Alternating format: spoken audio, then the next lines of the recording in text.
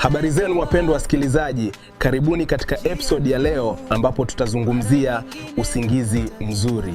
Usisahau kubonyeza subscribe, kupiga like na kushare ili uwe wa kwanza kupata habari na vipindi vipya kwenye channel yetu. Kwa nini usingizi ni muhimu? Usingizi si kupoteza muda. Wakati tunalala, ubongo unapumzika na kufanya kazi vizuri Zaidi, mwili unajijenga upya, unasaidia kupunguza msongo wa mawazo. Mtu asiyelala vizuri huwa na uchovu, hasira na kupungua kwa kumbukumbu.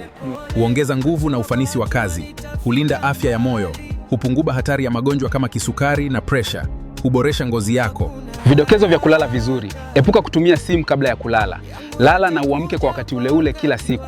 Hakikisha chumba ni tulivu na hakina mwanga mwingi. Hitimisho: kama unataka kuwa na afya bora, anza kuthamini usingizi wako. Ni jambo rahisi lakini lina nguvu kubwa kwa maisha yako. Ukifurahia episode hii, usisahau kushare na kuendelea kufuatilia kwa maudhui zaidi ya afya.